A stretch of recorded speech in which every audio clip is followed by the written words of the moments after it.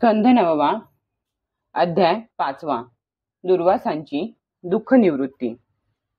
श्रीशुक म्हणतात, भगवंतांनी असे सांगितल्यावर सुदर्शन चक्राच्या तेजाने त्रस्त झालेले दुर्वास परत अंबरीशाकडे आले आणि अत्यंत दुःखी होऊन त्यांनी राजाचे पाय धरले। दुर्वासांचे हे कृत्य पाहून आणि त्यांनी पाय धरल्याने लज्जित होऊन अत्यंत दयाकुल अंबरीशाने भगवंतांच्या त्या चक्राची स्तुती केली। अंबरीश म्हणाला, हे सुदर्शना, तू अग्नी, भगवान सूर्य, नक्षत्र मंडळाचा अधिपती चंद्र आहेस। जल, पृथ्वी, आकाश, वायू, पंचतन्मात्रा आणि सर्व इंद्रिये सुद्धा तूच आहेस।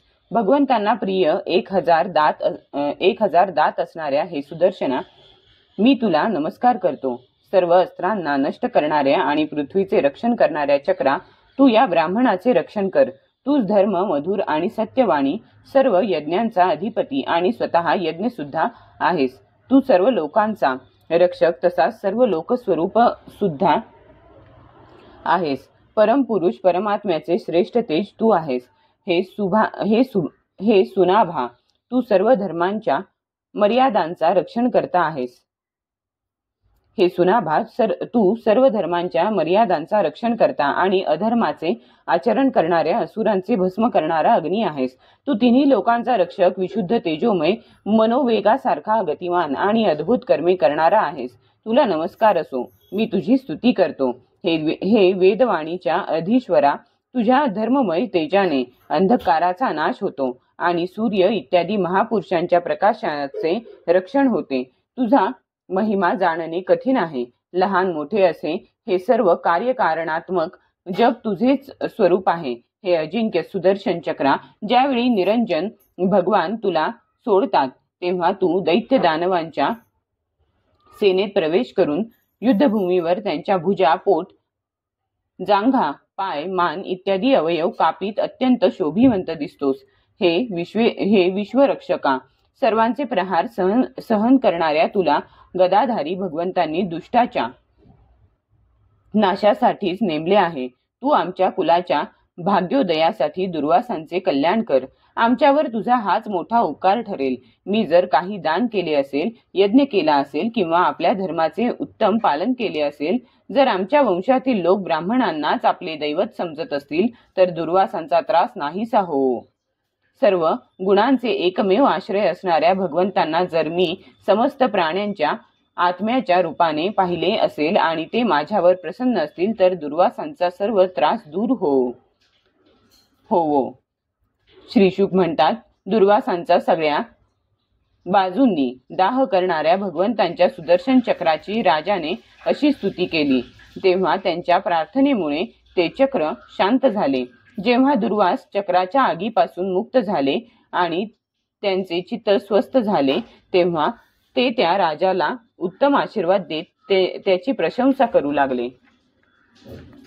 दुर्वास म्हणाले, धन्य आहे, आज मी भगवंतांच्या भक्तांचे महत्व पाहिले। राजन, मी तुझा अपराध केलेला असूनही तू माझ्यासाठी शुभ कामनाच करीत आहेस। ज्यांनी भक्तवत्सल भगवान श्रीहरींच्या चरणकमलांना घट्ट मिठी मारली आहे, त्या साधू पुरुषांना कोणता अनुग्रह अवघड आहे आणि अशा महात्म्यांना कोणता अपराध विसरणे शक्य आहे। ज्यांच्या नामाच्या केवळ श्रवणाने जीव निर्मल होऊन जातो, त्या भगवंतांच्या दासांना कोणते कर्तव्य शिल्लक राहते। महाराज, आपले हृदय करुणेने भरल्यामुळेच आपण माझ्यावर मोठेच उपकार केले, कारण आपण मी केलेले अपराध विसरून माझ्या प्राणांचे रक्षण केलेत। राजा काही न खाता त्यांच्या परत येण्याची वाट पाहत होता। आता त्याने दुर्वासांचे चरण धरून आणि त्यांना प्रसन्न करवून भोजन घातले। राजाने आदरपूर्वक आणलेले अतिथीला योग्य असे सर्व प्रकारचे भोजन करून दुर्वास तृप्त झाले आणि राजाला आदराने म्हणाले, राजन, आता आपणही भोजन करावे। भगवंतांचे भक्त असणाऱ्या आपले दर्शन, स्पर्श, संवाद आणि मनाला भगवंतांकडे प्रवृत्त करणाऱ्या आतिथ्याने मी अत्यंत प्रसन्न आणि उपकृत झालो आहे। स्वर्गातील देवांगना वारंवार आपल्या या उज्ज्वल चरित्राचे गायन करतील। ही पृथ्वी सुद्धा आपल्या परमपुण्यमय कीर्तीचे संकीर्तन करीत राहील. श्री शुक म्हणतात, दुर्वासांनी अतिशय संतुष्ट होऊन राजाच्या गुणांची प्रशंसा केली आणि त्यानंतर त्यांचा निरोप घेऊन फक्त निष्काम कर्माने प्राप्त होणाऱ्या ब्रह्मलोकाकडे ते आकाश मार्गाने गेले. दुर्वास परत येईपर्यंत 1 वर्षाचा कालावधी लोटला. इतके दिवसपर्यंत राजा त्यांच्या दर्शनाची इच्छा मनात धरून फक्त पाणी पिऊनच राहिला. जेव्हा दुर्वास निघून गेले तेव्हा त्यांनी भोजन करून उरलेले अत्यंत पवित्र अन्न स्वतः खाल्ले. आपल्यामुळे दुर्वासांना दुःख भोगावे लागले आणि नंतर आपणच केलेल्या प्रार्थनेमुळे त्यांची सुटका झाली.